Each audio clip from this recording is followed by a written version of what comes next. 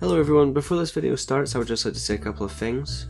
First I want to start off with what this video is. This video is made up of 4 stories. All these stories have been featured on the channel before though. But today, as a treat, we have remastered these stories with 4 new voices. 4 stories, 4 voices, 1 video. The next thing is, I'd like to say a massive thank you to everyone that has been supporting recently, especially with one of our most recent uploads, Mr. Magoo by Andrew. Andrew, thank you so much for letting us narrate your story. I know you will be listening to this considering you actually recorded one of these stories in this video. And sorry, I'm getting a bit off topic. I'd just like to say a massive thank you to everyone watching on YouTube, maybe listening on Spotify, Apple Podcasts, Google Podcasts, wherever you find this. You're what keep this podcast running, alongside a team of people of course. We're looking forward to what's to come for the podcast in the future. We have many stories lined up, especially the continuation of The Way the World Ends and the Symmetry Files.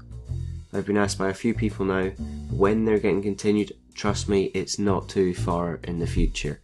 If you do enjoy this video, please leave a like, maybe share with your friends, and if you haven't already, please subscribe. It's free, so you can always change your mind. Enjoy the video.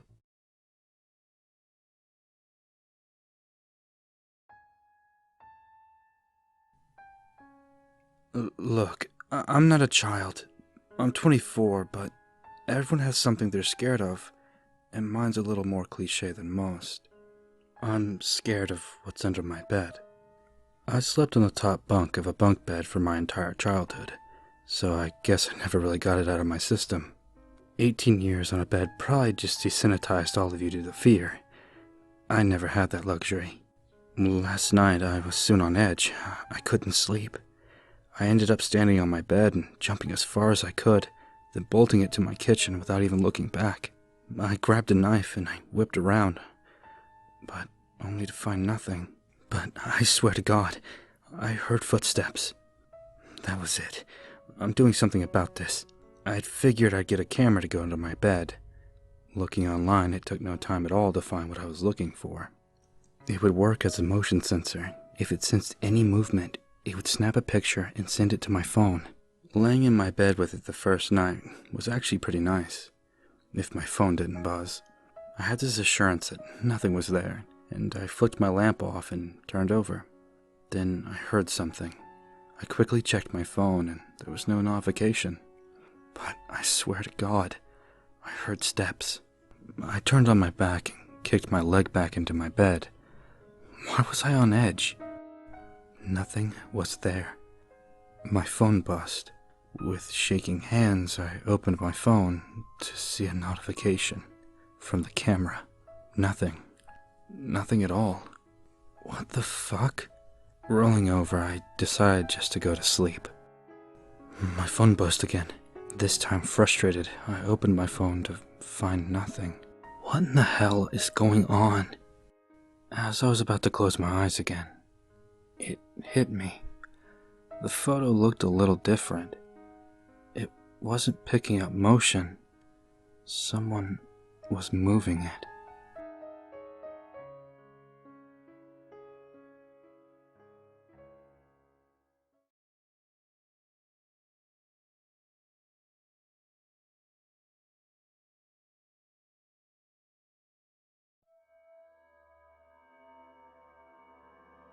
Rooted to the ground and the start of a dimly lit alleyway.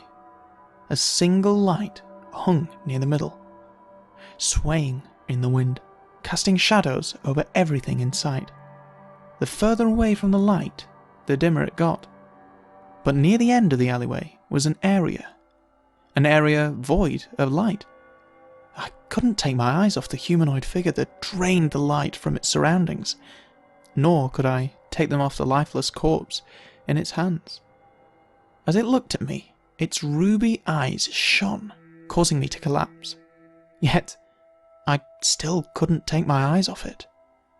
It threw the corpse against the wall as it started ambling towards me. It now towered above me. I tried to scamper away, but I was paralyzed, rooted to the ground, staring at the humanoid abyss. It opened its mouth in a snarling grin, revealing a row of pointed white teeth stained with blood. Its claws pierced my flesh, drawing blood from my neck. The crimson liquid ran down my back and absorbed into my shirt. I looked into its eyes with pure fear. I was going to die. As I frantically searched for a way out, everything went black. Where was I? I couldn't move, I couldn't see, there was no sound. My last experience was its hot, damp breath caressing my cheek. What was that thing? Who was I? Was I someone? I don't know. And then all thoughts ceased.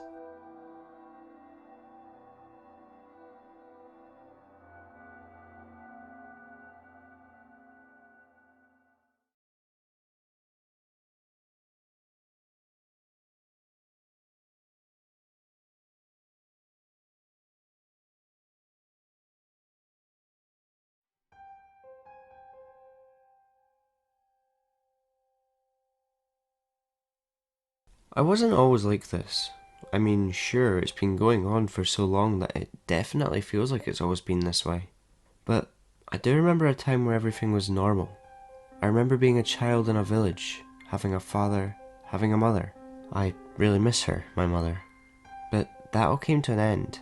I made a bad choice in my youth, and that choice led me into meeting bad people. I'll spare you all of the dragged out history, but what I can tell you is that I fucked up. And I was punished. Which brings us to my now, the now that never ends. Today I've died nearly 6,000 times and it's not even 12 PM. At 3 AM I died from a hemorrhaging in my brain after having my head bashed against the side of a bathtub repeatedly. At 7 AM I felt the belt tighten the last little bit it could, and then felt my neck snap, felt my body go limp, felt the ragged drags of laboured breath as the world became no more.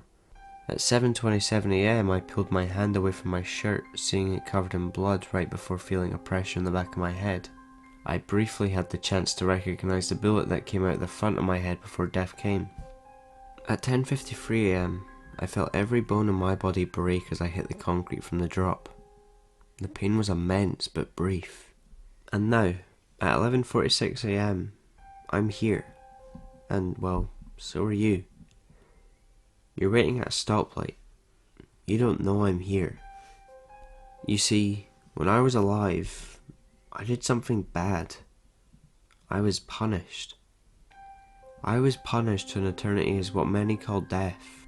There are many of us, with our own specialities. We're required to not only guide your soul at death, but we come into your body and experience your death for you. But as an added punishment for my wrongdoings, my speciality is death caused by murder. You're still at the stoplight. You don't see the man with the gun approaching your window yet. But I do. Don't worry. You won't feel a thing. This will hurt me more than it will hurt you.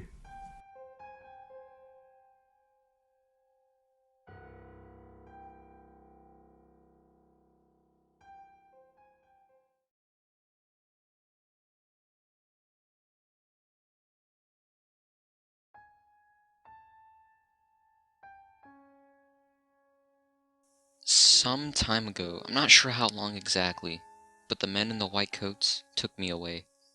It happened without warning, in the middle of the night. 1 minute I'm lying in bed, soundly asleep. The next I'm bound and gagged, looking up at the man with the needle and surgical headlight. Whatever they injected me with really did a number on my head. The room spun faster than a jet engine, and it felt like my eyes were about to burst out of my skull. I woke up strapped to a hospital bed, unable to move, watching neon lights pass overhead as the white coats wheeled me through an endless tile corridor. They escorted me to a padded cell, stuffed a bunch of pills down my throat, then disappeared. I heard bolts click on the door, and that was that. No word from my family, no explanation as to why the hell they brought me here. Nothing. Even today, I have no idea whether anyone on the outside knows where I am. The hallucinations started on the very first night. The pills they make me take cause some sort of psychosis. In the corner of the room, a television is mounted at the point where the wall meets the ceiling. And every night, while I'm trying to sleep, the man who lives in it comes out to mock me. He tells me cruel jokes at my expense. Then all the invisible people laugh. But that's not even the worst of it. The staff who work here are conducting some sort of psychological operation on me. Sometimes if I yell long enough, I get their attention. Then they'll pull back the food slot and ask what's wrong. I beg them to let me see my wife and kids, or to at least send them my love. But I just get fed the same lies over and over again. Your family knows where you are. They don't want to see you. If they cared so much, don't you think they'd have come visit already? I often ask the staff why they don't show their faces, why they wear masks all the time. Their answers never change. It's apparently to protect them from the sickness, but that's bullshit. See, I know their little secrets. I know that they're hiding their identities just to try to fool me, to make me believe all of this is actually normal. But the thing is, I know what's really going on. I know my enemies sent here because they're afraid. Afraid of being exposed. Afraid I'll tell everyone about their lies. But most importantly, they're afraid of the truth. The staff brush me aside and play dumb, but they know I'm right. I can see it in their eyes. They know what happened. They know I was robbed. It's undeniable. I won that election by a lot. There's not a single doubt in my mind. And someday, when I escape from this sterile hellhole, I'm gonna tell the whole world about it.